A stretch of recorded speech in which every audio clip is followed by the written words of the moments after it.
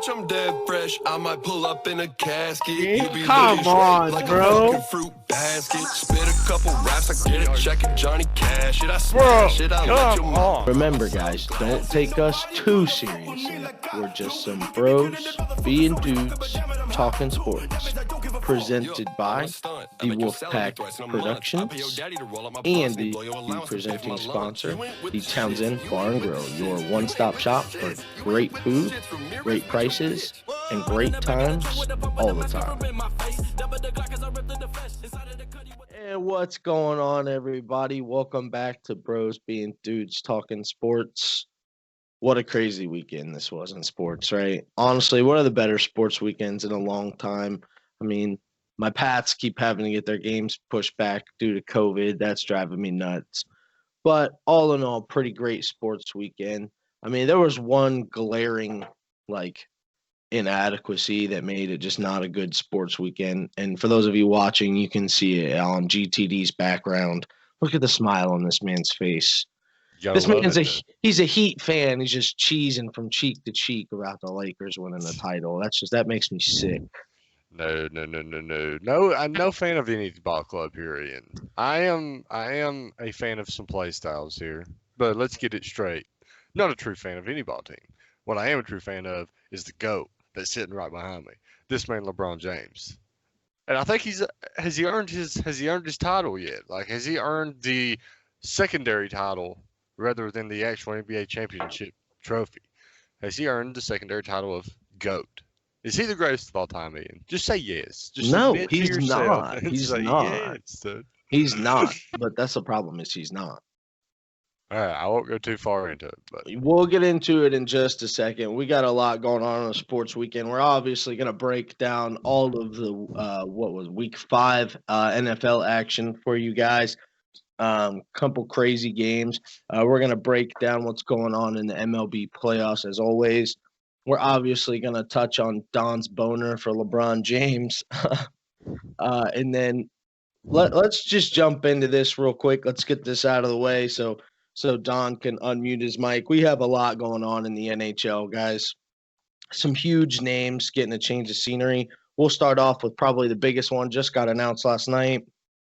Pietrangelo is going to the Knights. Vegas is now a certified wagon. I'd be shocked if they don't open as Cup favorites next year. I mean, they are going to be an absolute wagon. I'd probably look for them in the Lightning to compete for the President's Cup. Those two teams are just unreal as it sits right now. And then you have the Blackhawks losing Eric Gustafsson to Philly. That also makes Philly kind of dangerous. They get a great two-way player. They kind of needed some more scoring to help Hazy. Carter Hart is going to be just an outstanding goaltender moving forward. So I do look for Philly to make a play next year, but what a huge signing for them. And then you have the Islanders. Kind of surprising news coming out of their camp early yesterday. They trade Taves to Colorado. Compensation hasn't been finalized yet, but I would presume that it's going to be something like a couple future picks. Another surprising move is you have Taylor Hall, Halsey headed to Buffalo. He joins Jack Eichel over there. That's going to be a dynamic duo in Buffalo, a hockey crazy town. As good as the Bills have been this year, that will always be a hockey town. The Sabres run that town, even when they're bad. That was kind of surprising, especially with all the rumors swirling of Eichel being traded. So now I guess that effectively ends those rumors. They are now probably going to look to build around those two moving forward. I don't hate the move. I think Halsey is one of the most underrated players in the league. Kind of has a bad rep going around. He's bounced around from team to team, but I think he finally has a home in Buffalo, and he'll be there for a while. Kind of one that hits close to home. Jesper Fast leaves the Rangers. He signs in Carolina. I'm going to miss Quickie being on the Rangers. He was one of my favorites for a while. Now with Henrik Lundqvist being gone and Quickie, the only remaining player from that 2014 Cup final team is Chris Kreider. That is insane. I just kind of spoiled it, but let's jump into it. The King, Henrik Lundqvist, Hank, he's out in New York. The Rangers bought him out. He moves on to Washington, assumably presumably to take over the starting Tendy job because Holtby just left and signed in Vancouver. So the Canucks get their guy in Holtby. Speaking of goaltenders moving, you got Corey Crawford going to the Devils. Kind of a surprise there. I thought that he would stay in Chicago. He was kind of a cornerstone of all those Cup teams in the early 2010s. So to see him move on, that's kind of surprising. And then Cam Talbot leaving the Flames. He signs in Minnesota. That's insane. He just left a surefire cup contender next year in the Flames to go to a team that's in total rebuild in Minnesota. I didn't see that happening, but I guess money talks in that regard. And then last but certainly not least, Torrey Krug signs a massive deal in St. Louis. So the Bruins lose their guy. He was a fan favorite for a while. Honestly, if they would have won the cup in Game 7 last year against the Blues, he had an argument for the Conn Smythe. He is a very good role player. He's a 16-game player. That comes up in the NHL a lot. You have guys that are okay in the regular season, just role players, and then the playoffs come around, and they're just a different animal. And Torrey Krug is one of those guys. So I really like the signing for the Blues. Losing Pietrangelo is not great, but you get a decent replacement in Krug, and you still have some money to play with because you let Pietrangelo walk. It'll be interesting to see what they do as far as the captain spot goes, though, because losing Pietrangelo is going to be a big hurt to that Blues team. But I'll shut up about the NHL now. Let's move on to the MLB. Kind of a few surprise games or series, really. In the last round, you have the Rays beating the Yankees in Game 5, and then the Astros beating the A's in 4 games. Honestly, I didn't see either one of those happening. I would have taken the other way in both of those series. And now we're in the ALCS. You got the Rays and the Astros, and the Rays are up 2-0. So it wouldn't surprise me if that's a sweep. It seems like the Astros' luck has ran out without the trash cans. So that's good news for every MLB fan out there. And then the NLCS, you have the Braves taking Game 1, 5-1 over the Dodgers. Freddie Freeman might be the best player in all of baseball right now. Acuna Jr. is obviously up there in that discussion as well. The Braves are just really hot. They're playing great team baseball right now. The way their pitching staff has been performing in the playoffs, basically if you score 2 runs, you win the game. So I really like what the Braves have been doing. It seems like we're on a crash course for a Rays and Braves World Series. Not exactly what the MLB would have imagined going into the season, but that's why baseball is great. It's very unpredictable, and all you have to do is get hot at the right time. Now, Don, you can unmute your mic. Let's talk about your wood for LeBron. Let's talk about it. Is it hurting? Like, are you pulsating? Like, what's going on? Yeah, it's like it gives a constant rhythm, like a boom, boom. Oh, you feel the pulse in it? Nice. Yeah, like a little small hammer. You're just rocked up for LeBron. Nice. I mean, okay, I respect it. So, you obviously are the consummate NBA genius, considering you called every series almost down to the game. I'll let you take it away. I mean, what did you see from your guy that makes you now think that he is just the GOAT?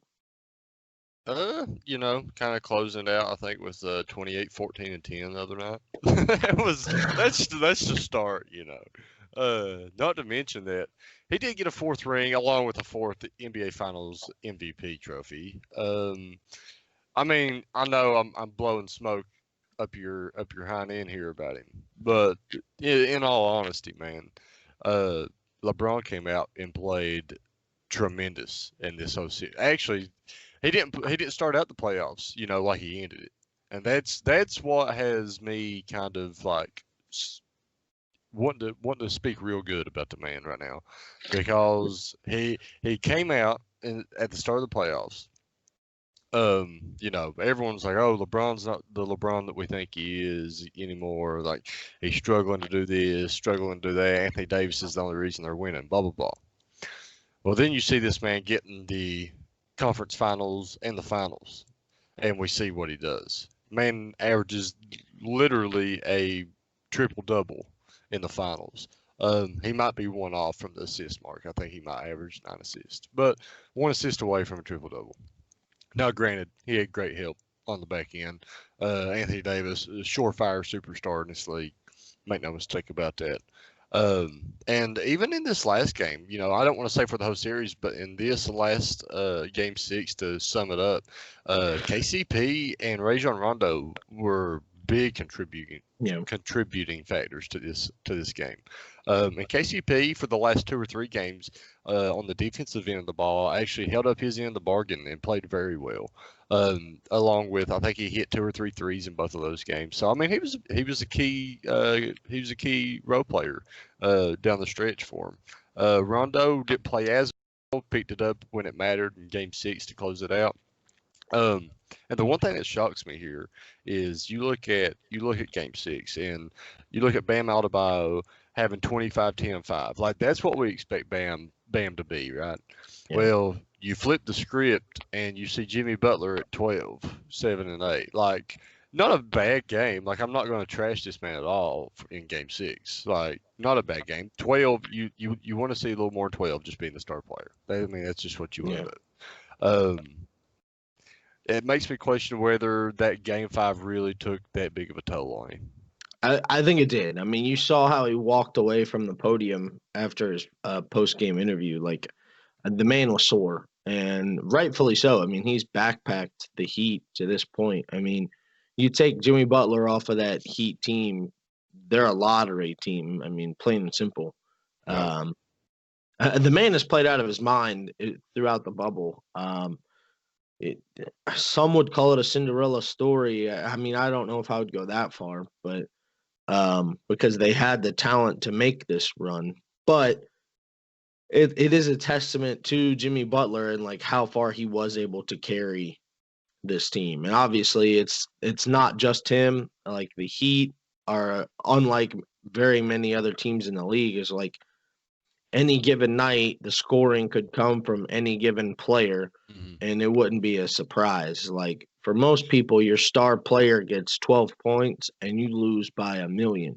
Like, they were really in the game. I mean, you felt like the Lakers had this game under control for the most part, but you were kind of always in the back of your mind waiting for the Heat to just turn it on and make that comeback, because they were right there. Like, it was very doable. But I said it in an earlier podcast, and I think the Miami Heat are going to be like your number 1 landing spot for free agency. Like, I think there's going to be players that are dying to play with Jimmy Butler after what they've witnessed, along with Bam in the middle. Like, they see that Bam can be that versatile 7-footer in the middle, and they love that piece about him. Yeah. I think they're one offensive specialist away. I really do, and I don't think it has to be a big name. I don't think it has to be, I don't. And I hate to say this, a lot of people's like Giannis to the Heat. I don't know if Giannis really, like, of course he helps this squad, don't get me wrong, but I think they need a little more juice on the offensive end from whatever player they do sign. You know who I could see them making a play for? He's not a free agent, but kind of a name that makes sense is Devin Booker. I could see that. Like, I really could see that. It's just the style of basketball they play. Like, if Devin Booker went to the Miami Heat, you best watch out. That's all I'm saying. I agree. I think so. Going back to what you said, not to cut you off. Going back to what you said about how like they're like a free agent destination. 100% agree. Right now, I think there are by far 2 places that if you're a free agent, that's where you're going. It's either Golden State or Miami. And then everything after that is if those 2 teams don't want you. I mean, that's just plain and simple, because the Warriors are going to be disgusting. They have a lottery pick. They have Clay fully healthy, Draymond fully healthy, Curry fully healthy coming back this next year. Again, I just mentioned the lottery pick. There's rumors that Giannis is already, like, it's a lock for him to be in Golden State. I think that he is now between these 2. I honestly think Giannis is either thinking, I'm going to South Beach or I'm going to the Bay Area. And either way, no matter where he goes next year, if it is to one of those 2, I think they win the title. Like, might as well not even play the season. That's by far the best team in the NBA. Like, I people are gonna say that like New Jersey is a good destination for free agents now. I don't see that at all. Like if I'm an NBA player, there's one player that I will refuse to play with. I would not play with Kyrie if you paid me. Yeah. I don't know, dude. I am curious to see what the Nets do. Like even with just what they got, once they get Kevin Durant back fully healthy and whatnot, like I am very curious to see how because I think they could match up decently well with these two ball clubs. I think they do need to find a decent center. Like they have to find a center that's capable of breathing and walking up and down the floor, and then we'll talk about the Yeah. Nets. But yeah, going back to the game though, man. Honestly, series was what I thought it was going to be in six. Congratulations to the Lakers and LeBron. I mean, that's literally all I have. I could sit here and spew all day about Yeah. how I think LeBron's the best in the world and whatnot. Um, I mean, I'll let the stats speak for themselves. Yeah. So going back to how you said has he earned his title? I'm gonna say he's not the greatest of all time yet, but coming into this, I thought there was a pretty large gap between Jordan and LeBron, and then LeBron was pretty close to that 3, 4, and 5 range, right? You got Shaq probably in that discussion, Bill Russell, Wilt Chamberlain, Magic Johnson, like that tier of players is who I thought that LeBron was in company with. After his performance, I will say this, and this might chub you up a little bit more. I think that distance to Jordan has closed a little bit, but the distance between LeBron and the third best player of all time now is astronomical, right? So I've said it for a while that I think LeBron is the second best player of all time. I just didn't think that it was close to Jordan. I still don't think it's necessarily super close. Like they're just different players. Like I'm always going to say that Jordan was better. Unless LeBron can get to a few more finals and win it. Then the argument's there. You can have the discussion. But based on what I've seen, just all around ball player, like these two are by far the best two. Yeah. Mhm. I don't think it's even close. Like there's Jordan and then there's James. And then if you have anyone else at two outside of one of those two, like no matter who your GOAT is, if those aren't your top two, like don't even have a discussion about basketball because Yeah. you don't know what you're talking about. Yeah. I agree. I agree. Sounds like to me for any of these parents that's hoping to have these basketball player sons and daughters, you best hope you marry a man that has the last name J or like you has to start with a J at this point. Yeah. That's just how it goes. Honestly, because like some people would have Magic Johnson as like the third best player ever. So Yeah. like, So I don't know. Hmm. But anyway, congrats LeBron. Um hate that it's over. Love to see you win, brother. On to the NFL. I'm done with the NBA now. yeah. Peace out. Yeah. Peace out, LeBron. Hold on, we gotta touch on it real quick, dude. OBJ was on stream last night playing. I think he was playing Fortnite or something, and he was talking to someone in FaZe Clan. He was like, "I thought Bronny was supposed to be on," and the guy he was on stream with was like, "Yeah, he can't tonight. He said he can't." And OBJ was like, "Oh, I wonder what happened. Why is he not allowed?" Dude, LeBron is putting the smack down on Bronny for smoking that Nuggets pack, bro. Like that's tough. Cause like I definitely understand what LeBron probably is not pissed that he was smoking so much. He's probably more pissed that like, dude, you realize whose son you are? Like you realize that people hate me as is. Now you just give them more ammo. Like he's probably not mad that he was smoking. He's mad that he was dumb enough to put it out there because like that does have big ramifications on LeBron. I feel like when that story comes about, you got one demographic that already hates you, that's going to hate you even more, but then you got that other demographic that's going to love you even more. Like, one's like, That's oh, he's exactly so right. cool. The other one's like, oh my God, I hate this man. I cannot hate him anymore. Shout out Nick Wallace. But I just think that's what would happen. I like part of the reason why I hate LeBron is I just think he's so corny and like he I tries like it though. so I hate it. I like And that.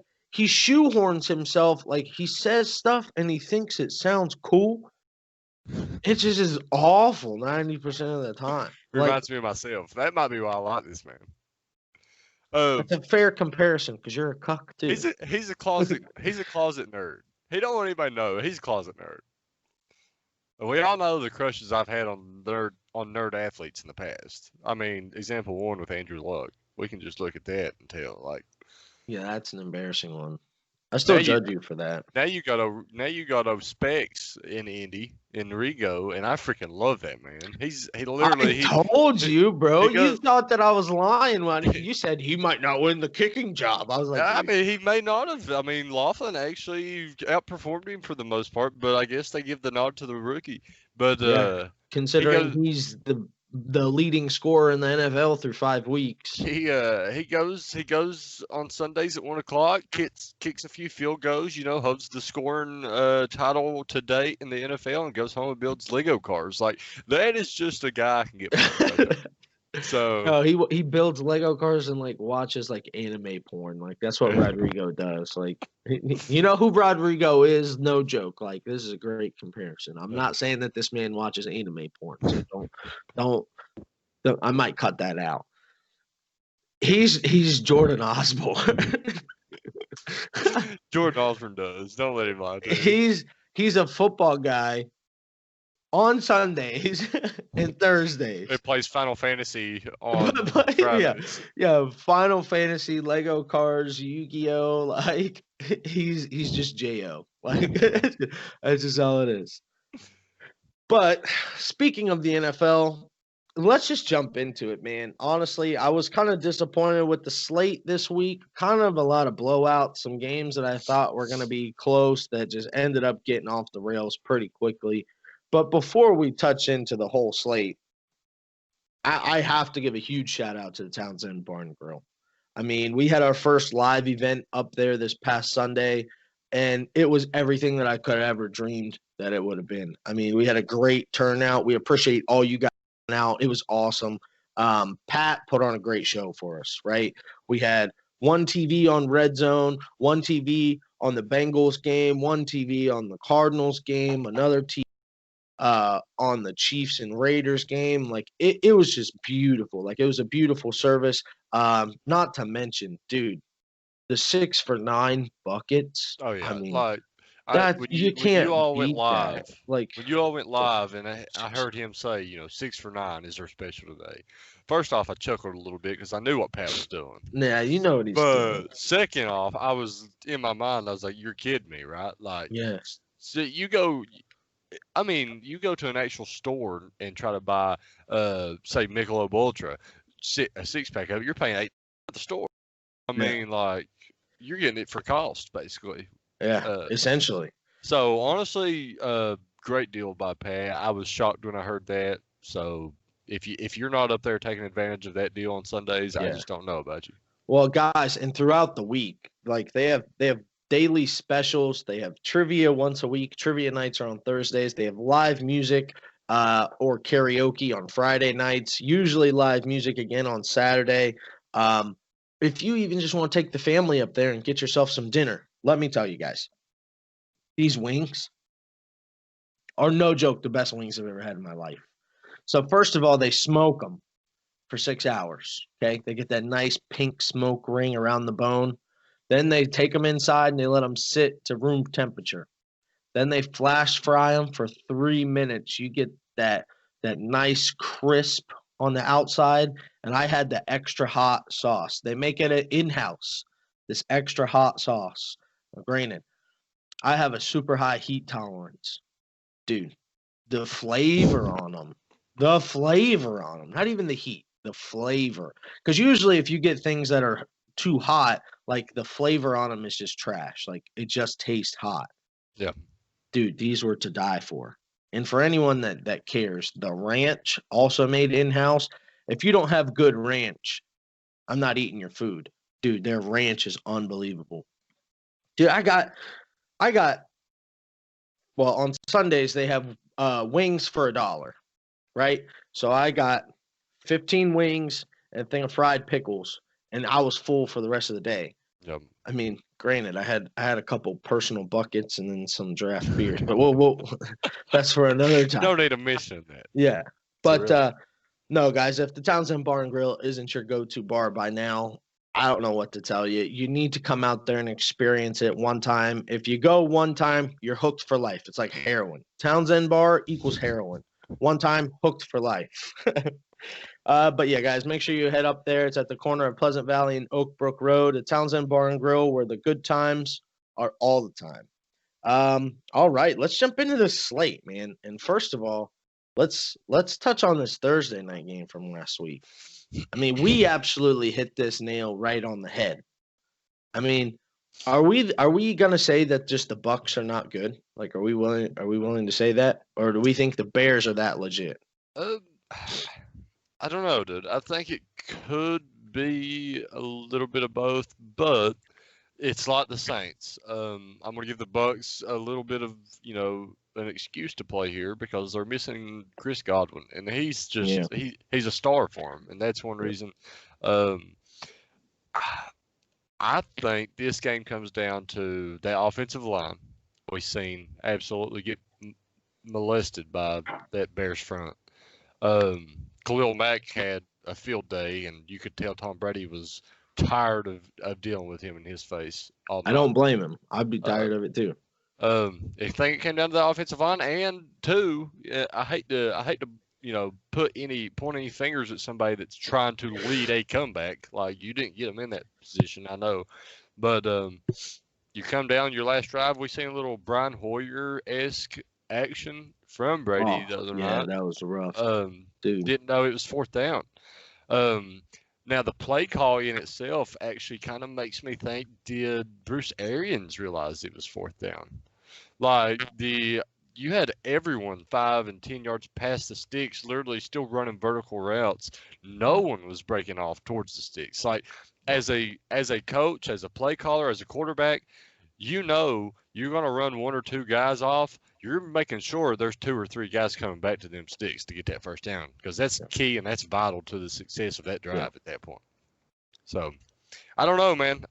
I think the Bucks have an excuse to play. I think the Bears are a good football team. Make no mistake about it. Sitting at 4-1. I think the Bears have some offensive woes they got to overcome, and we'll see where they go from there. I think it's going to be interesting when the Bears play the Packers. You're going to see how good the Bears really are, because right now that offensive line is by far the weakness of this team. Because if they had any amount of production from the offensive line, you're looking at David Montgomery being a force. Teams are going to have to stack the box to stop him. And that opens things up for Foles and Miller and Robinson, even Jimmy Graham. Jimmy Graham having a nice little campaign this year, honestly, like kind of underrated. So I don't know. I feel good about my Bears at 10-6 pick. I picked them to be the first wild card in the NFC. I think the Packers still win that division, but yeah, man, the Bears look good. I am feeling really confident about the Bucks squeezing into the playoffs. I don't know who wins that division, honestly. That might be the worst division in football, but let's get into that. So we have another NFC South matchup. We got the Panthers going to the Georgia Dome. Panthers get the win. I made this my lock of the week. They were getting 2 points. I thought that was an easy play. It turns out it was. You got Mike Davis going off. We got to talk about Teddy Bridgewater. This man's comeback player of the year. It's not even close. He's playing. To be honest with you, I envisioned comeback player of the year being Cam Newton this year. Or it still very well could be. Cam or Ben was my two favorites for that award this year. Just preseason wise, like the stories I thought was going to add up. they're good players that was going to produce. So I mean, they very well could still be. I mean, like those two are also playing at a very high level. Yeah, Yep. but I think Teddy is like. Yeah, And I don't even know if out. he even qualifies because technically he played last year as a backup, but like different scenario. If it was me, I would say he does qualify. I think he should get it. Yeah, that Panthers team is actually rolling right now, and they look pretty solid, even on the offensive side of the ball without CMC. I think CMC comes back, and I think it just gives that offense that other dynamic. I don't think Mike Davis falls away to nothing anymore. No. I think they see that he can be productive in that system, and they're gonna take. They had an injury scare with CMC. They're going to give him a little rest. Hey, we don't need you to play 99%. You don't need at his production rate last year. I think he was responsible for something like 75% of all the touches. Like that's definitely not the case anymore. I don't know if it will be going forward. Like so I obviously just traded for Mike Davis, and now like Zach's trying to tell me, oh, you have one more useful week from him. No, I have one more useful week where he's the surefire running back one. Like since CMC has went down, Mike Davis has been the best running back in football, period.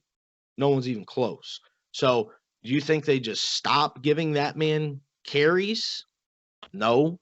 Like this is an example of like smart coach would. Right.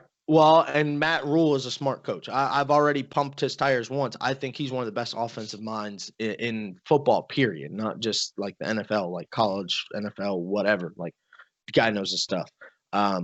This defense, dude, like if you would have told me coming into the game that Panthers won this game and it was a defensive game, I would have said no way.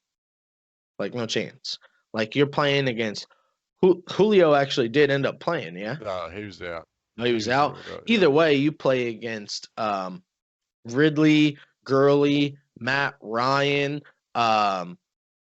Gage. Like they have still a ton of talent to hold the Falcons. Now, granted, obviously the Falcons are bad this year, but to hold them to 16 points to this defense, and that's with losing your captain in the offseason to an early retirement. Could you imagine this defense with Kuechly in the middle?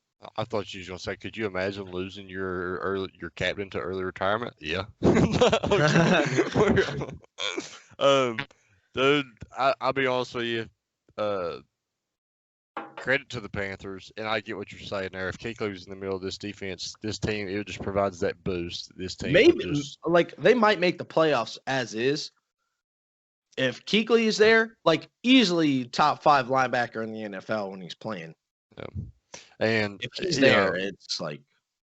And let's transition to something a little bit that you were talking about all on the last like 3 podcasts here, Ian, about this Falcons team. They have finally fired Dan Quinn. Yes, finally. And you could not be happier, could you? I'm just like, honestly, it's not even about being happy. It's just like as a football fan, like you don't want to see like generational rosters like the Falcons are. They are a generational roster. Like how many times have we seen 2 top 10 receivers on the same team with potentially, I'm throwing this out lightly because he does have some injury scares in the past, but potentially a future Hall of Fame running back, for sure a future Hall of Fame quarterback, and you just piss it away. Yeah. Like that's crazy. This is a generational roster. So Arthur Blank finally made the right decision. It just took losing to the Panthers. Honestly, fun stat. I heard this the other day. The last 4 head coaches for the Falcons all fired after losses to the Panthers. Wow. That's crazy. Arthur Blank said, you lose to the Panthers? Yeah, that's what I was going to say. Does that tell you something about the Panthers? Like, is Arthur Blank kind of given how he really feels about that Panthers organization from that? I don't know. Well, since Blank's been the owner, the Panthers have had more success than the Falcons. Man, the one thing that kind of surprises me is how quick, like how that Falcons defense just fell off from 2017 to now. Like that 2017 season was like a great season for that defense, that young, speedy defense. And it just seems like ever since they blew that 28-3 lead in that Super Bowl, it was just like, we're done. Like this defense is over. So. Yeah, I mean, it's crazy. It'll be interesting going forward, like what happens with both of these teams. Do the Falcons tank? Actually, not to get too long-winded on the Falcons, because I'm sure not too many of our listeners like care about them, except for Noah Benzo. Shouts out to Benzo. Blank said in an interview last night that Matt Ryan is not the guy moving forward. Do you think that they tank now for Trevor? Because when I say that Trevor Lawrence on this team, with presumably they've re-signed Gurley, but you got Julio, Calvin, Gage. You still need a piece on the offensive line to kind of solidify that. Defensively, you're going to struggle, but you give Trevor Lawrence that many weapons. I mean, you've seen what he's done in Clemson. Yep. I think that's scary. But anyway, let's move on. Kind of the upset of the week. Not many people thought that this game would be close. I don't know anyone who did. I definitely didn't. Yes, I did. I called this one. The Raiders go into Arrowhead and they beat the Chiefs. It was just a matchup nightmare for the Chiefs. You can't stop the run. You play a team that's run heavy. Offensively, you still put up 32 points, but the Raiders drop a 40 bomb on your head because you cannot stop the run. And that opened up play action for Ruggs and Waller. Like, I just saw the writing on the wall as like, that's a tough matchup. Now, this opens the question now, are the Raiders actually legit? Because their only two losses are to the Pats, who with Cam also probably beat this Chiefs team, and they spanked the Raiders, right? And played the Seahawks, probably the best team in the NFL, very close. And then the Bills, who just so happen to be undefeated. So, like, are the Raiders legit? Because their only two losses have been the playoff teams. And then they come into the reigning Super Bowl champs' house and like, put it to them. Like, the Chiefs made this game look closer at the end than it really was. Like, they had a garbage time touchdown. Yeah. So, like, they beat them by double digits. I think it depends when you ask that question. Are the Raiders legit? I think it just depends on the week. Like, that is what I've seen out of this Raiders team. I've Just seen different weeks to where they look identities. great. Yeah. I've seen weeks to where they couldn't beat the Jets. Like, it is. I don't know about that. It just depends. But my favorite part of this game was after the game, the post game, and the interviews came into Jon Gruden, and they said, "John, how you feeling? How you feeling about this game?" And you know how he responded?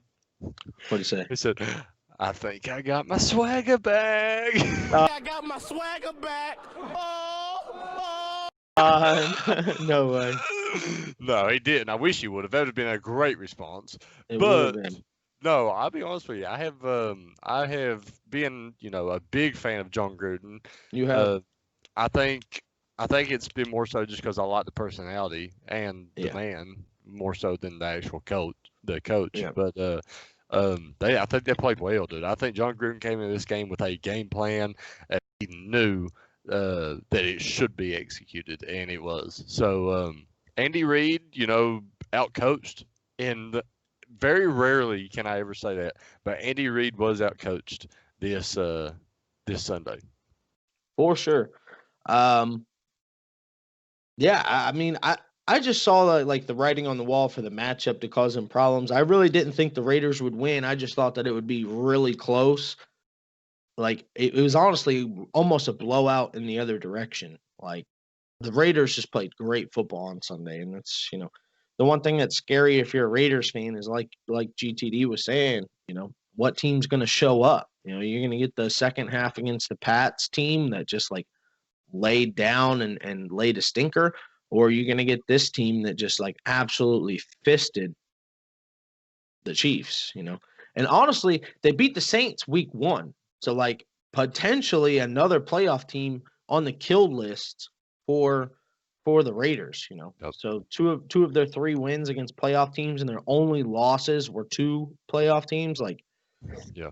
Even with might the be having- inconsistency, I think Jon Gruden has to feel good about his team moving forward. At this point. absolutely. I was going to say, moving forward, we might have to have a serious discussion about, can the Raiders push for this division? Because based off what we've seen from the Chiefs the past couple weeks, they're by no means a lock to win this division. I mean, granted, I think they turn around and still probably win the division, but now at least there's that doubt in the back of everyone's mind, like, whoa, there's some competition in the desert. Speaking of the desert, we have the Cards coming to the Meadowlands in New York. This game needs no breakdown. The Cards win that one 30-10. The Jets awful. Joe Flacco makes his start. He's terrible. Excuse me. Another game that really doesn't need any breakdown. You have the Eagles going to Pittsburgh and Heinz Field. Claypool with a 3 touchdown or 4 touchdown game? 4 touchdowns. Yep. That's disgusting. Deontay Johnson getting hurt in the first play of the game absolutely screwed me. But Claypool going off for 4 tutties, that might solidify him as wide receiver 2 there moving forward. Seems like him and Ben have something special. Yep. But yeah, they absolutely mollywhopped the Eagles. You know, I do want to, which I don't want to say mollywhopped either though, because this ball game was actually very close.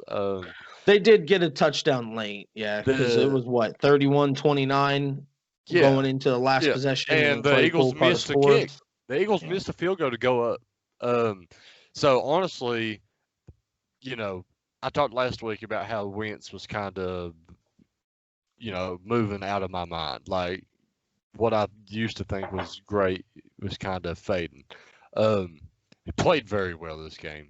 Absolutely very well this game. I couldn't be more pleased from what I've seen out of Wentz against this stingy Steelers defense.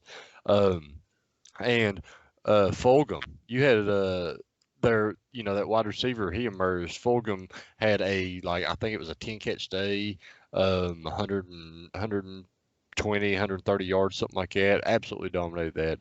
So honestly, if you're an Eagles fan against this Pittsburgh team, you saw life. That's what you wanted.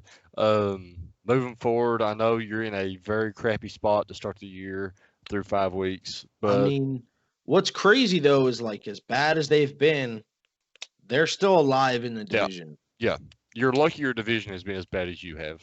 So that's the bright light at the end of the tunnel right now. I think you're looking at 8-8 wins the NFC East this year, like pretty easily. Yeah.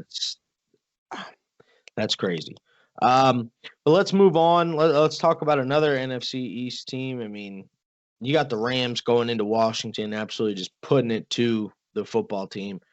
We all saw this coming. No one thought it was going to be close. So we'll leave it at that. The one thing I do want to touch on, honestly, as a football fan, a football guy, like we talked about it a couple weeks ago with this Washington team, how we were all thrilled about Ron Rivera, like seemingly getting over cancer and responding well to the treatments. Kind of on the same token, right? Yep. Mm-hmm.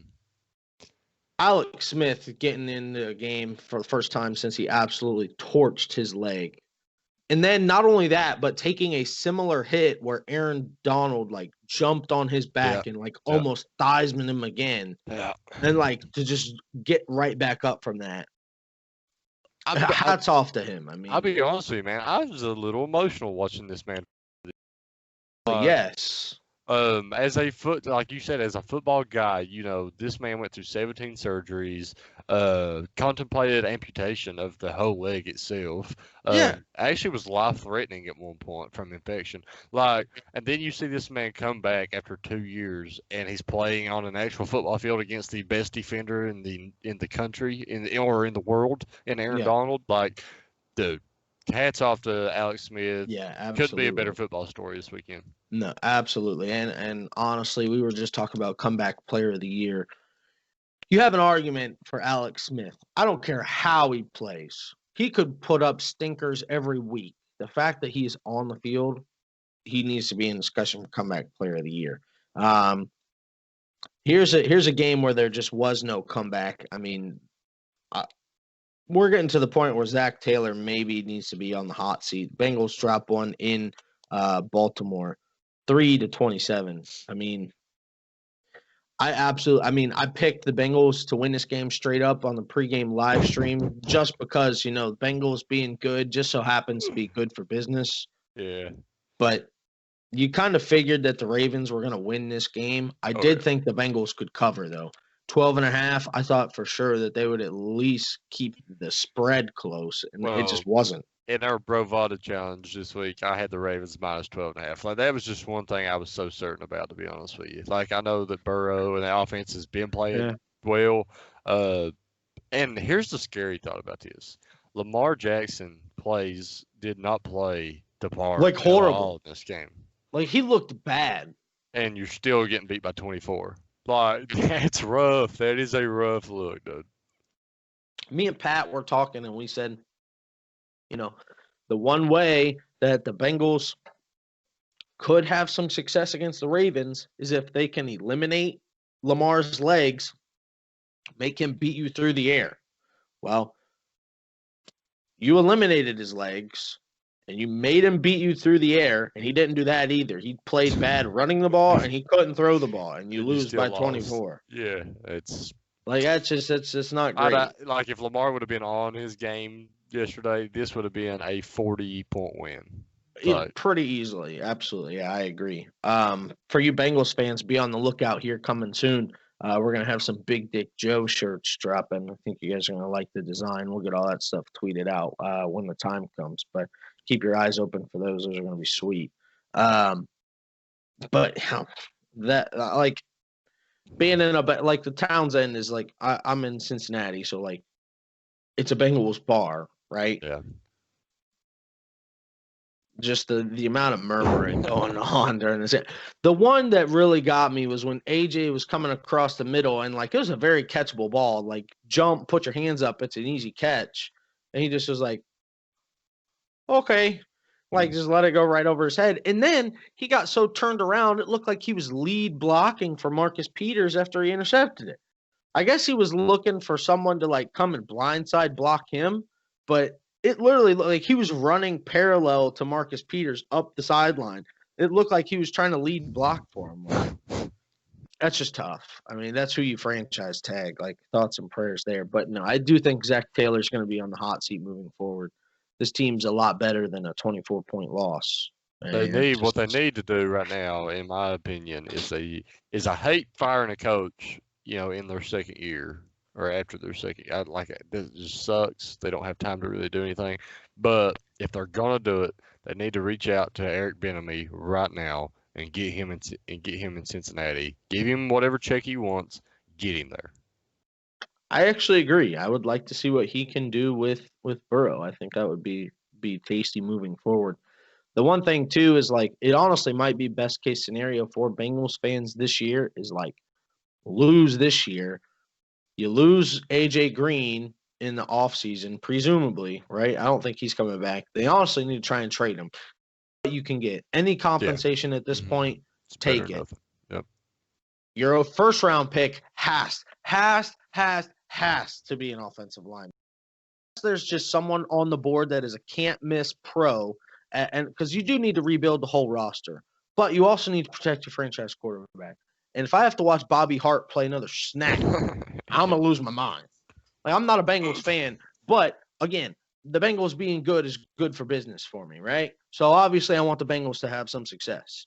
If I have to watch another snap of Bobby Hart, I might lose my mind. The man does not like. We broke down the one where he just cannot handle like a simple X twist. Yeah. I'm not like this man cannot block. He cannot zone run block. His pass set is ridiculous. He's so head heavy. I have not played football in 5 years.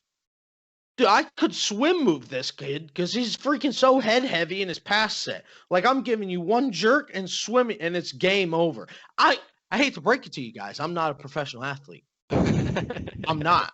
I'm fairly certain that I could get home. I could get to the passer.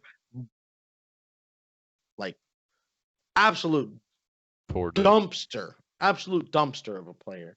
I don't even want to talk about this one. I feel like an idiot for this one. This was the biggest. this honestly was the biggest doofus spot of all time. You knew it was going to happen. Too. I tried telling you this. As soon as you picked it, I knew what was going to happen. Like, I guess that really shows that like what Bill O'Brien was doing to this Texans team. Because now he's gone and magically they're just back to like being the playoff contender we thought they were going to be. They stomped the Jags 30-14. The defense looked back to what it should have been all along. The offense is firing on all cylinders. Brandon Cooks, I mean, I thought he was going to be a big force coming into the season. Up until this point, has relatively done nothing. Yep. And now you see the offense open up a little bit more. And wow, it's almost like you have a former first-team All-Pro receiver. Like, they've not even thought this man was on the field. And now he's just, like, going off. So I'm not going to get long-winded on this one outside of – well, I'll touch on that in a later segment. But, yeah, tough. You got anything else on this game? I do not. Unreal. Absolutely unreal. This one, crazy. This one was crazy. The Dolphins didn't beat the 49ers. They didn't spank the 49ers. They razzle-dazzled the 49ers. Yes. Like, this game was not close at all. From start to finish, Brian Flores took out his dick and said, "This is my game." What a performance by Brian Flores. Yes. The Brian Flores resume for me just keeps getting built up every week. Like, I'm telling you. I'm more and more impressed by this man. This is one of them games I had on my card this week on the Brovada Challenge. I had the Dolphins plus 8.5. I thought they were definitely going to cover. We've seen the banged up Niners team. I know they had Jimmy G coming back this week. Jimmy G looked worse than what field prior to him coming back. So hats off to the Dolphins guys. I have been a big fan of Flores. I have expressed my love for Fitzmagic, Devontae Parker in the athlete that he is, and that defense I have gave credit to at times for the veteran presence that they bring. I like the Dolphins, man, moving forward. Like, do I think what they have in the game plan at this very moment is going to be their actual game plan for the next 2 or 3 years? No, not necessarily. But in your young head coach, in your young rookie quarterback that will be stepping up to play next year, and some of your young offensive and defensive weapons like Xavier Howard and some of those guys, I am excited about that Dolphins team. Cannot say much about the 49ers at this very moment. No. I mean, I thought they'd have a Super Bowl hangover. I actually said that they were going to miss the playoffs. Based on what I saw against the Dolphins, I hit that on the head. Yeah. They look horrible. Yep. Which we have in recent pods, too. We do have to keep in mind, I guess, that the Niners have been riddled this year with injuries. Like, they are a very unlucky team this year, but a great team still finds ways to stay in ball games with teams like the Dolphins of this year, even whenever you have 2 or 3 of your stars out. Like, it's just I'm not gonna lie. I'm gonna go the other direction of you on the Dolphins. I think that they could potentially like make a play for that 7 seed. Like, based on what I've seen, like, it would not surprise me if the AFC East had 3 playoff teams. Like, the 7 seed for the Dolphins is going to be a stretch. But here's my thought process, right? You finally have an established running game. Okay? Gaskins seems to be the guy. Yeah. The offensive line is playing very well. You have former Pat, Ted Karras kind of uniting that offensive line. They look good. Okay? On the outside, one of the more underrated pass catching units in the league. You know, you got Preston Williams, you got Devontae Parker, and your tight end, Gesicki, is underrated, like pretty solidly a top 10, potentially top 5 tight end in the league as it sits right now. Like, I think their offense is underrated. Fitzmagic is obviously the weak spot, but we've seen he can make some things happen. The one thing that's helping him, right, is that running game. If you have teams that have to respect Gaskin, you're going to have to stack the box against him. That opens some play up. Like, Fitzmagic is one of the better quarterbacks in the league, especially on his play fake. Dude, like, it comes with being a pro for that long, but, like, the man has an insane play fake. Yep. I don't envy any safety or linebacker trying to diagnose that, for sure. But not even to mention the defense. Like, the additions of Kyle Van Noy in the offseason, and the Landon Roberts, you know, obviously 2 former Pats, so, like, maybe I have a soft spot for them, but they're guys that know Flores' system, and they're bought into the culture that Flores is trying to establish. And as soon as they made that signing, I thought that would be kind of scary for that defense because if you have that like brotherhood culture, you're going to be better defensively than if you just have a lot of talent. Well, they have a lot of talent and they have that culture. Like moving forward, like I said, 7 seed is probably as best as it can get. Wouldn't surprise me at all. Wouldn't surprise me at all. Do you even want to talk about this next one? Yeah, we can talk about it. Are you sure? I mean, I want your consent. Yeah, let's talk about it a little bit because Dude. I got one big frustration this morning.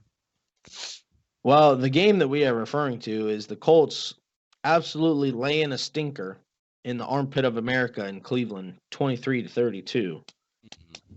GTD, it's your team. I'll let you take it away. I mean, what in the hell did I watch? You watched a bad Phillip Rivers on Sunday is what you watched, and a bad zone defense in the first half Sunday. That's the two things you watched right there. Like, and that sums up how this game went. The first half, they let Baker literally throw for 1 billion yards, and let him get up, 20-10 at the half.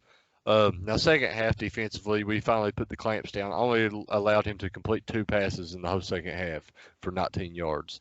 And our run defense was great all day. So they finally picked it up. They got the turnover we needed. The special teams made the play they needed on the return for a touchdown. Got us back in that ball game. Well, Phillip Rivers just, I don't know what this man. I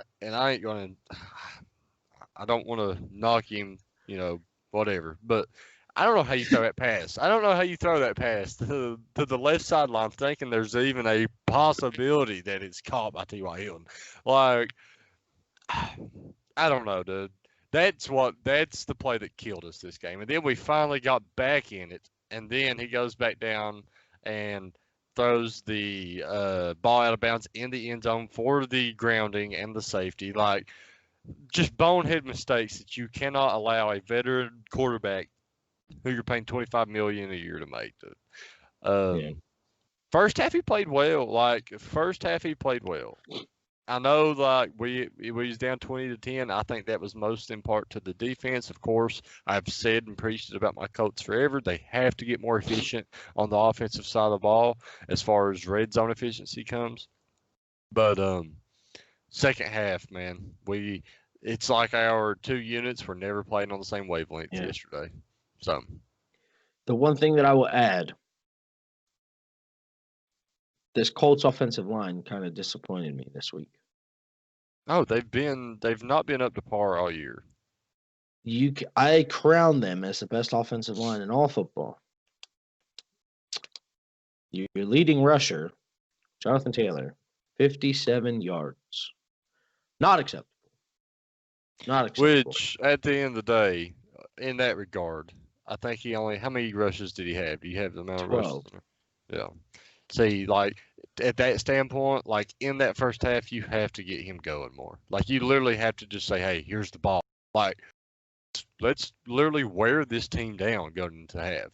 And then let's come out, let's put it on them. Like, that's just how I think this team should come out approaching games. That's how I think every team should come out approaching games. Like, but I'm old school. That's always my football. Yeah, granted, Anthony Costanzo didn't, the absence of Costanzo didn't help yesterday. Nor did the absence of Darius Leonard. I can promise you that. But this man, GTD, is a man defeated. It is Tuesday morning. This man is not over the loss yet. I mean, I get it for sure. I'm the same way. So we'll let you vent, man. Make no mistake about this, though. Like I said, even about the Niners a while ago. Great teams. Don't make the excuse. Not saying that we got blew out like, we was talking about the Miami Dolphins and the Niners. But I just think you got to do a better job, man. Yeah. It's as simple as that. I don't know what else to say. I said even without Leonard and Costanza that they should have won by 10. I think the Browns are fake contenders. it just the Colts played bad. That's all it is. I think this game was less about the Browns playing well, more about the Colts just playing bad football. Yep. This whole game was just nothing but bad football, honestly. Like, you have the Giants going into AT&T Stadium and Jerry World, 34-37. The one talking point here is, Dak obviously out for the season, absolutely destroyed his leg. There is possibility that it's just a cramp though, so we need to like touch on that. Like it is just a cramp, or let's hope it's just a cramp. Romo's going to have to start carrying some binoculars up there in the booth with him or something. I don't know what he's doing up there. I honestly don't know what he saw. Like, if you saw that and thought it was a cramp, like. Now, that play did make me sound like Tony Romo. I was like, ooh.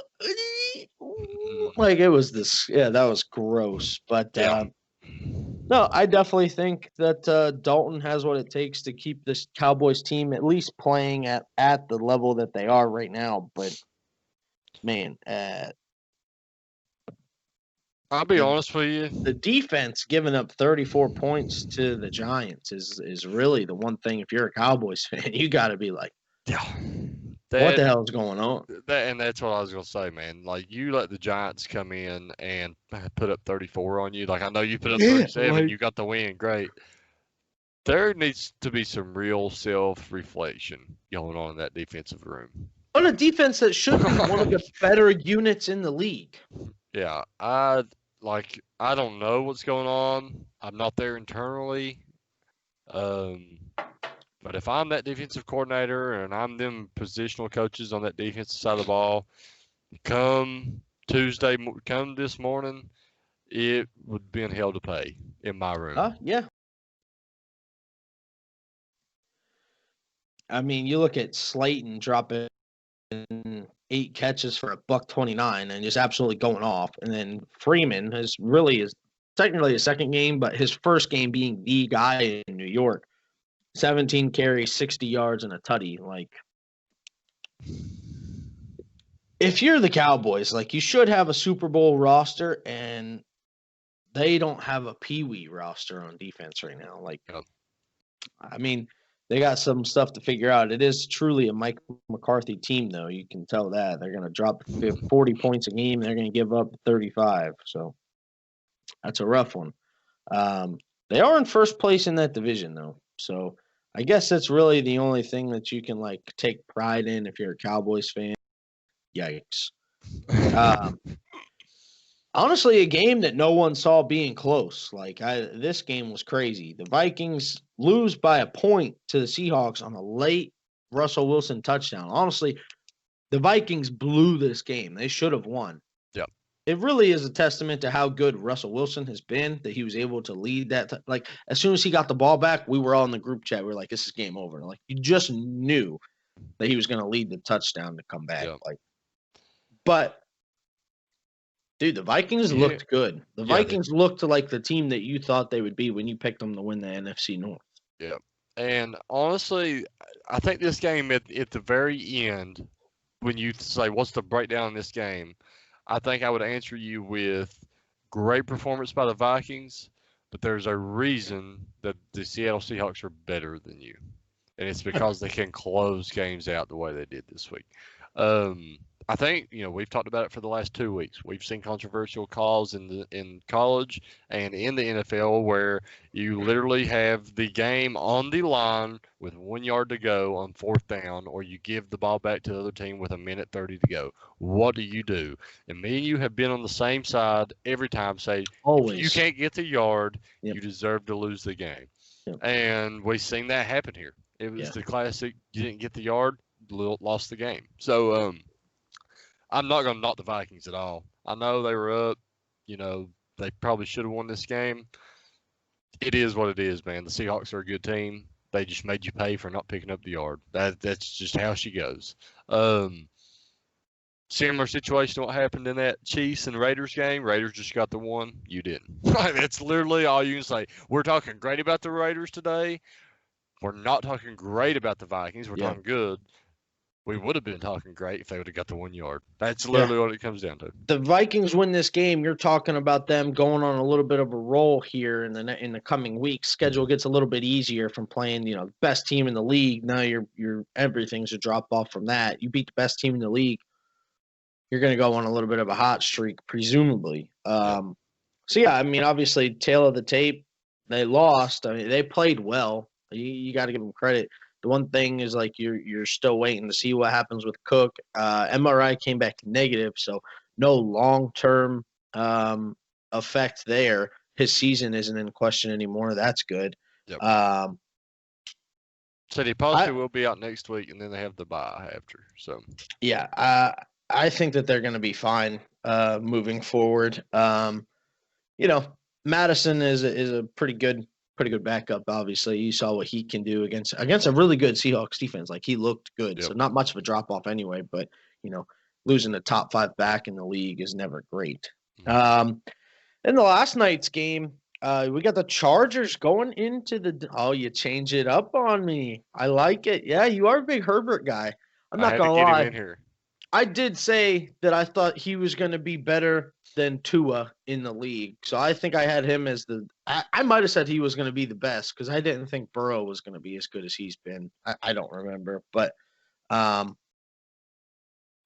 they honestly blew this game last night. Oh, yeah, they did. Yeah, the Chargers go into the Superdome and drop a close one. Really cost themselves a game here. 27-30. What a stretch of QBs that they've played. Yeah. Right? Brady, Breeze, Mahomes in like back-to-back weeks. Like that's just a rough stretch of games. And make no mistake, the Chargers have played every single one of them so close. Like, honestly, Herbert can make the argument they should have won all of those games. Yeah. And I'll be honest, man, Herbert, I was a fan of him coming in. I wanted to see him out the gate. We was a game or two in, and he finally, until he paid the doctor to puncture Tyrod's lung, and then he finally got his start, and he could not be playing better football right now. People's like, oh, well, he's making these mistakes, this mistake. Like, yeah, he's a rookie. That's what rookies do, dude. Like, for a rookie, he could not be playing better football right now. No. And I'm the biggest fan. Even when Keenan Allen went out early last night, we seen him convert in the red zone more times after throwing the touchdown to Keenan Allen.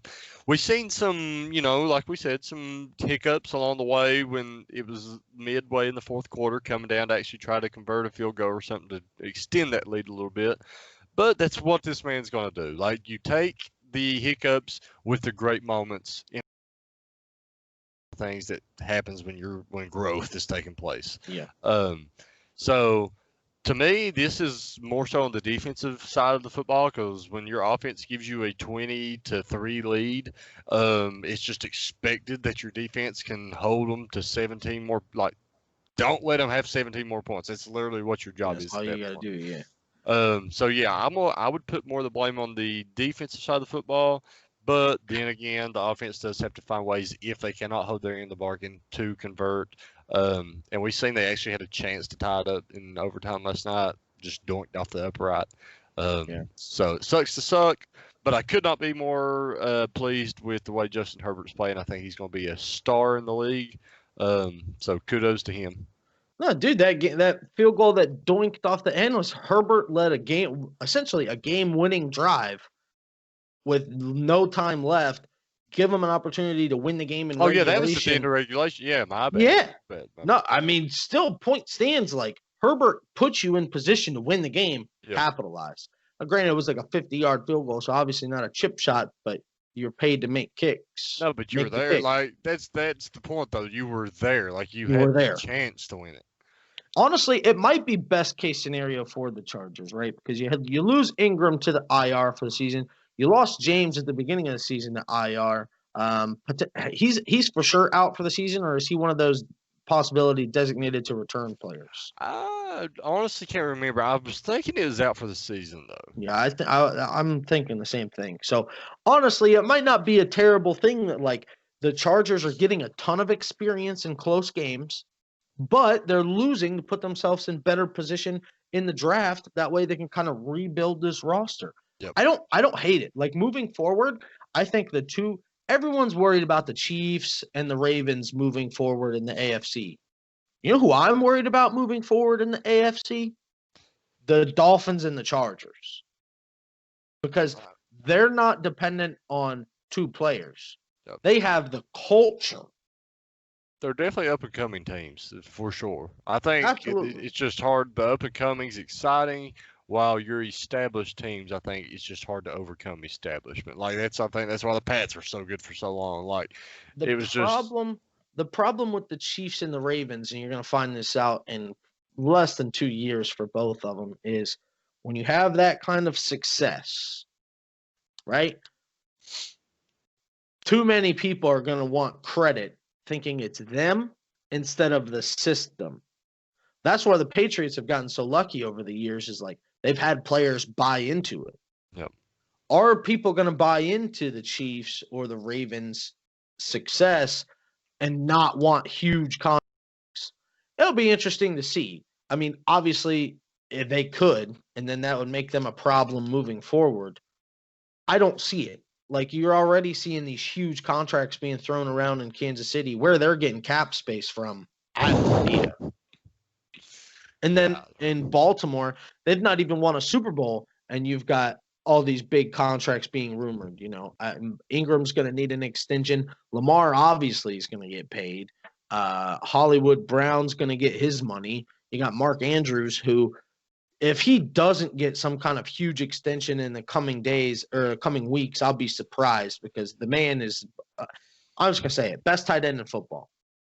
I think I think Kittle is still the best, but Mark Andrews is number 2 to me. I think he's better overall than Kelsey. Kelsey's a better receiver. I don't know if that's much of a question, but the gap between Andrews' receiving ability and Kelsey's receiving ability is very small in comparison to Andrews' blocking ability and Kelsey's blocking ability. Like, Mark Andrews is right there with Kittle as best blocking tight end in the league, whereas Kelsey wouldn't crack my top 10 for blocking tight ends in the league. Like, he's what Jimmy Graham used to be.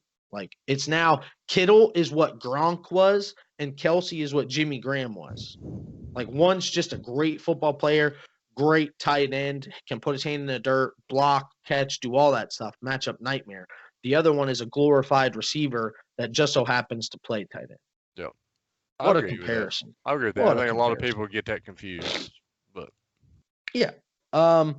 But no, so that'll break down this week's slate. We have one more game to go. Actually, in an undefeated matchup, Bills and the Titans. Hopefully that game gets played tonight.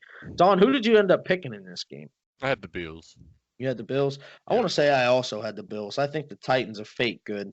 The Titans haven't been able to practice or meet. They've done everything over Zoom the past couple weeks. That just doesn't bode well at all. Football is one of those things where, like, you can have as much chalk talk as you want. If you're not actually out there able to run through it, at least in a walkthrough scenario, you're not going to have a lot of success. So, we're in agreement there. Bills move to 5-0, presumably tonight. Wow. I hope they collapse. You really open them tights when you win that ball game tonight. I honestly don't really care, because, like, the Pats have to play the Bills twice anyway. The only 2 games the Pats have lost, they arguably should have won, and the one they didn't have their quarterback. So I like where the Pats are. I'm just so ready to watch Patriots football, dude. I'm so sick of not being able to watch it. Like, it sucks. Yeah. It sucks. But no, let's jump into our segment. So first of all, we have our first recurring segment, You're Stupid, where we look back at a take from the past week where we were stupid. So you stupid. They're not. What's 9 plus 10? 21. GTD, I will let you start us off. Where were you stupid? I mean, I'll be honest with you, man. I think the one thing I'm going to say for this week is I know I took the Dolphins plus 8.5. I think I was stupid for not taking this money line. Like, I should have knew that. Oh, look at me. I'm done. I'm so stupid that even my stupid take was right. Oh. Yeah, I know, but it was just a good week for Don in general. It was a good week for GTD. That's a fact. It was a good week for GTD. I should have, like I mentioned earlier, you had the banged up Niners. I guess I thought Jimmy G scared me a little bit coming back in this lineup. But really, it was a gift from the football gods. Should have should have should have took the Dolphins straight up in this ball game. So I'm gonna be stupid for doubting what I said was gonna be a great team later on down the line, and Brian Flores, the magical beard, and some of those other weapons in Miami. Yeah.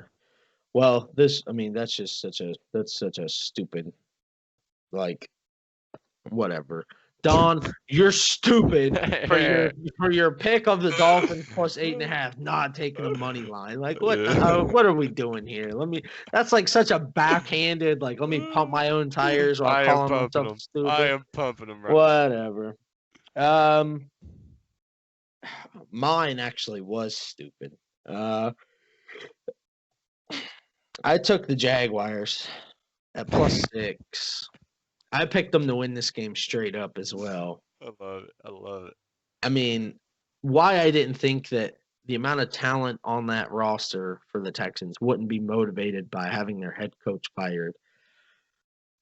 That's just a bozo move by me, honestly. That's not even stupid. That's just Bozo the Clown. Like super bozo move there. So GTD, you do the honors on this. Yeah, one, man. Ian, dude, you're just flat out stupid for that one. Like, it was an easy call. You knew that. It honestly, it should have been there. And you did. You were on the right side of this one. You took the Texans with the points and money line. Like, it's just like, yeah. Honestly, GTD just had a good week. He went 5-0 this week on our Bro Bada challenge. So, I mean, all credit where credit's due, man. Good Lakers week. in 6 and 5-0. That is like a ringer right there. You Absolutely. might as well. I won't have another week like that the rest of the year. Yeah, you peaked. Yeah. You peaked. It's only week 5. Peaked in week 5. I will not win the Pro Bada challenge. Probably not.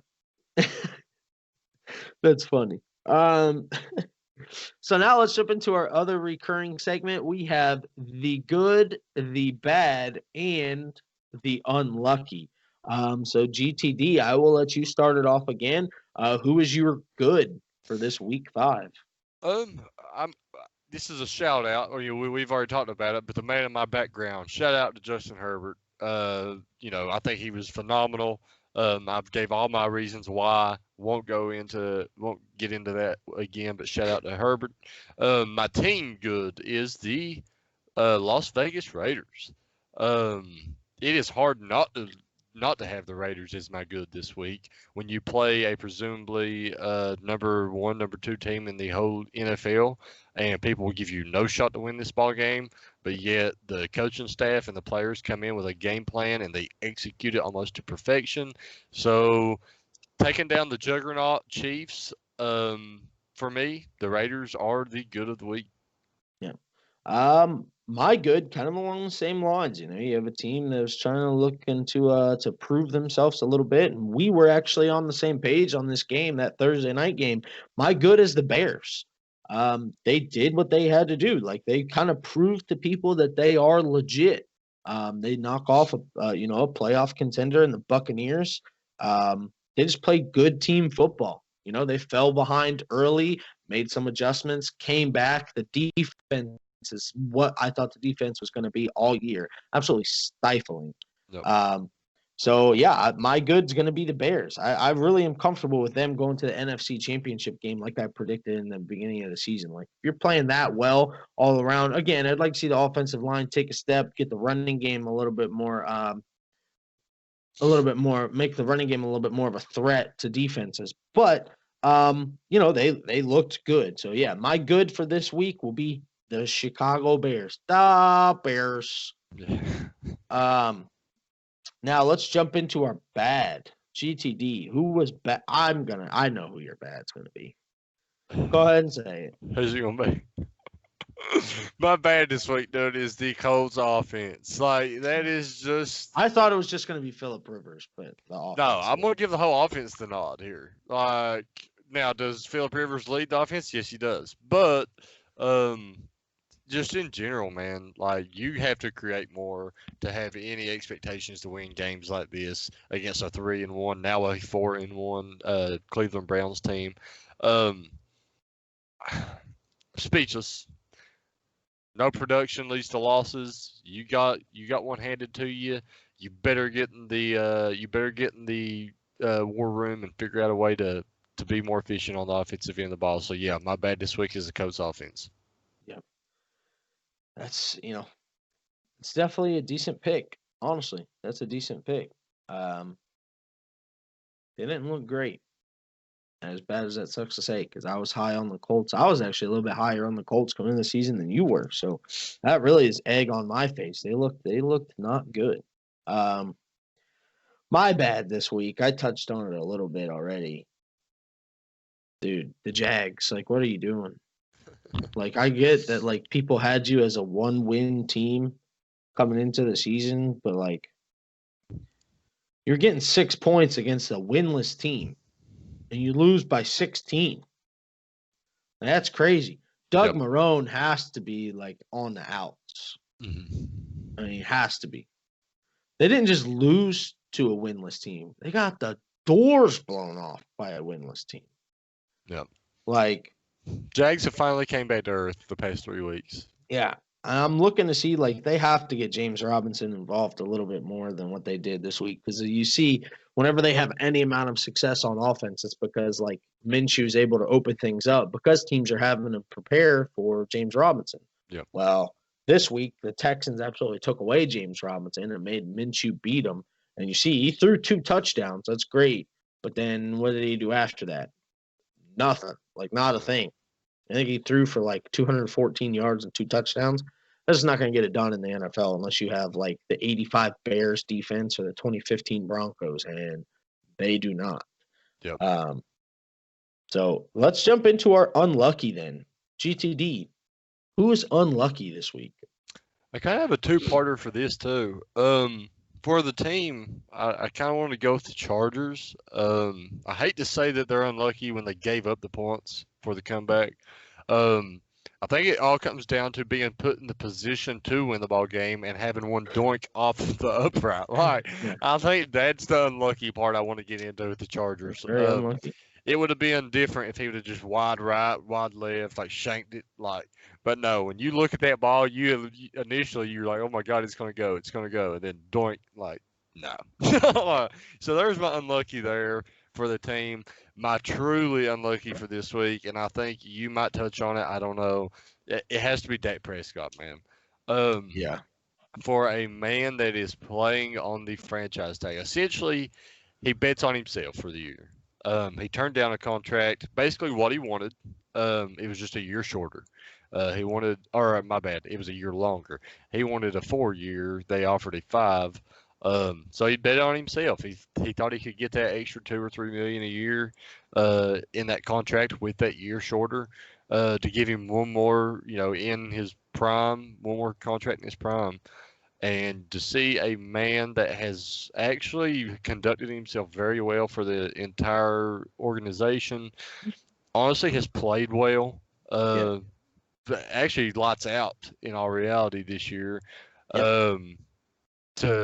To see him suffer a gruesome injury like we seen on Sunday is kind of goes back to where we were talking about that Alex Smith. Like, it made me a little emotional to see Alex Smith trot out there. It made me a little emotional to see Dak Prescott being carted off in the fashion that he was. Yeah. So, my true unlucky this week is going to be Dak Prescott. Yeah. No, definitely that sucks for Dak. My unlucky might be a little bit of a surprise, and hear me out because I think you're going to like my reasoning here. My unlucky is a team that didn't even play. My unlucky this week is the Denver Broncos. So give them Pats a little more time, he said. Exactly. So presumably, right, if the game was played this week, you're playing either Brian Hoyer or Jarrett Stidham. Yep. Stephon Gilmore's not playing. So you have your best player on offense and your best player on defense both out. Now, not only are the Pats getting back David Andrews from surgery, not only are they getting back Shaq Mason from injury, They're getting back their starting quarterback. Stephon Gilmore is now able to play. So you go from being in a game where you're still going to be underdogs, but you have a very good chance at winning the game, to now you're getting a fully rested, almost fully healthy Pats team looking for vengeance after blowing a game against the Chiefs. Yep. Wouldn't envy the Broncos at all. A team that needs a win and is dealing with some injury issues of their own. So for that, like, I obviously it sounds biased because I'm a Pats homer, but honestly, like, if you look at all things considered, like, that sucks. Yep. Like, you go from playing Hoyer and you see what he can do against the Chiefs.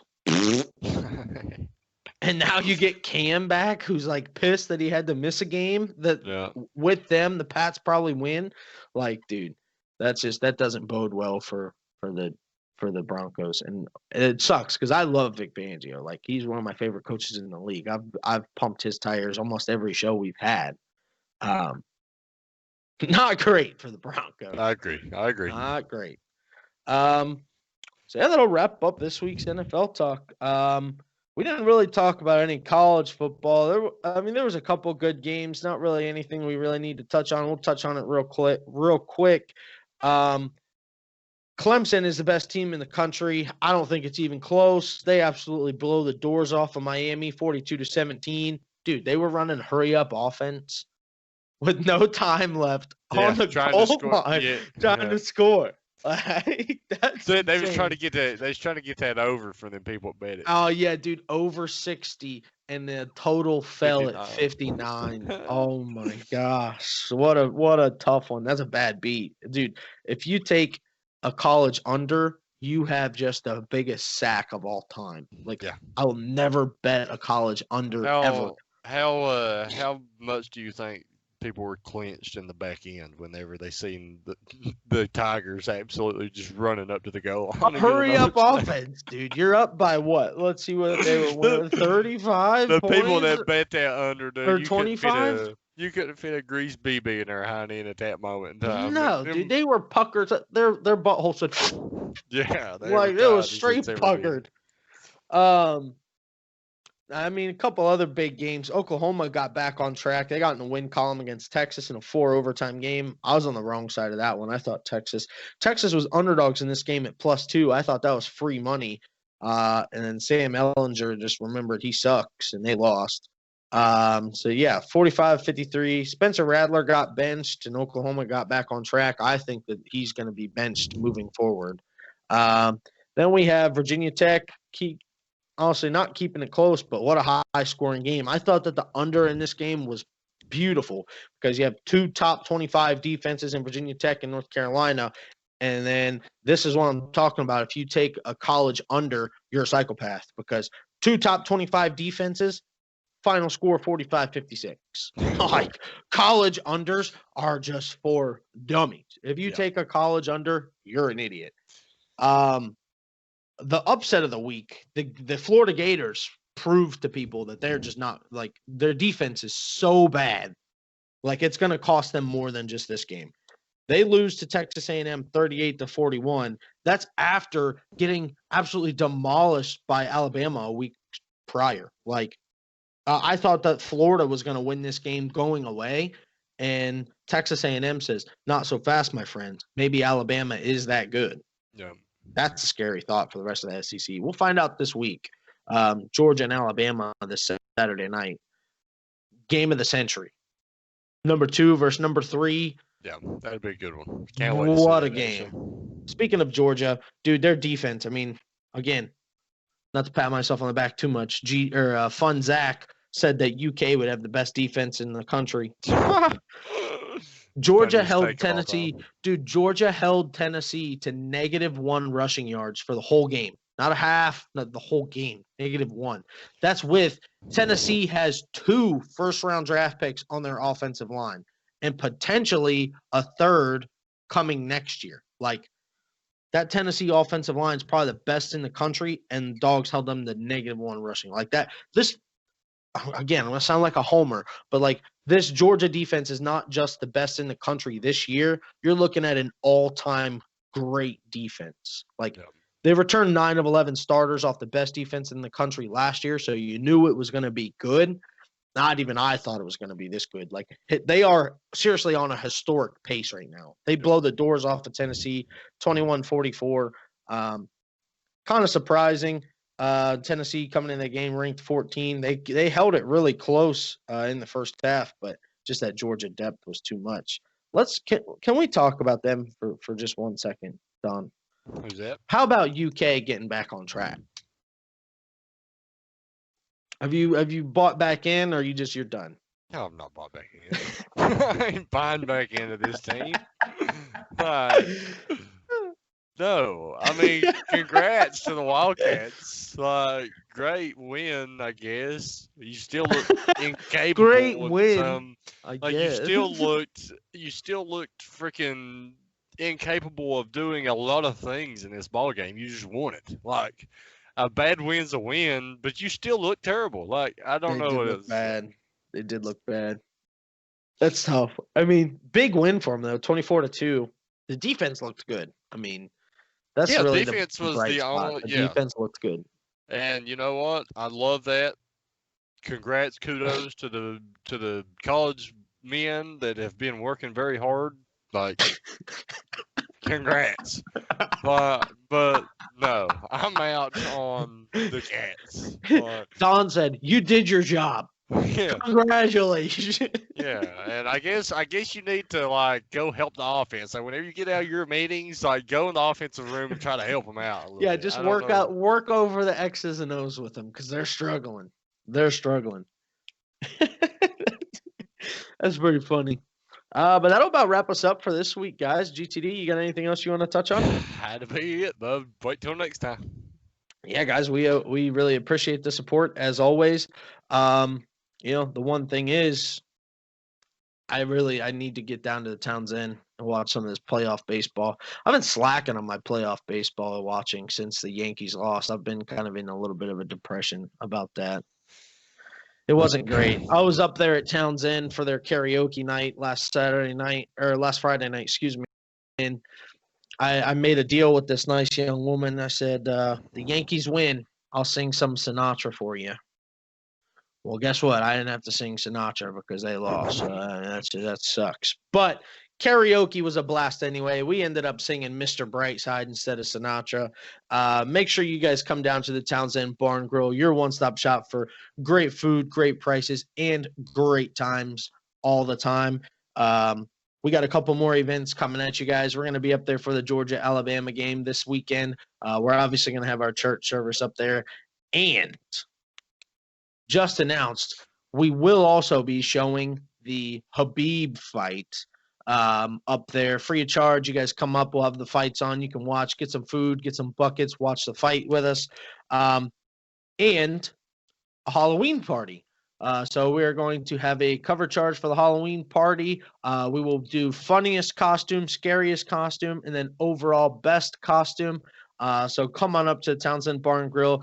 You will have an opportunity to win some prize money if you are dressed up. If not, come up, have some beers with us, sit around, watch some sports, shoot the shit. It's a good time up there. But no, we appreciate you guys listening. Keep your ears open for the giveaway. I will be tweeting something about that in the coming days. It is a autographed Chad Johnson mini helmet. We are going to be raffling off tickets for that. $5 a ticket. You get an extra entry if you follow the Twitter page, extra entry if you follow the Instagram page, and then subscribe to the YouTube. So we will have more details coming about that. Stay tuned to the social medias. But no, as always, guys, thank you for the support. We will catch you next time. Peace.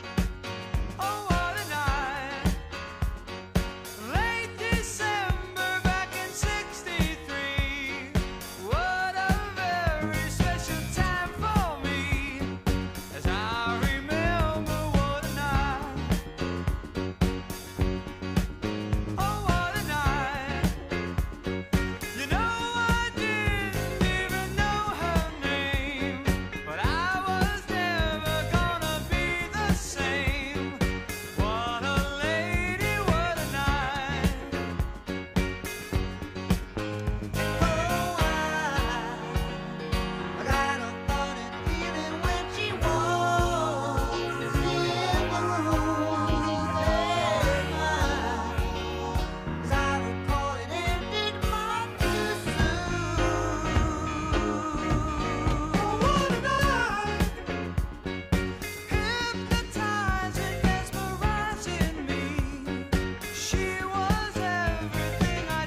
shit.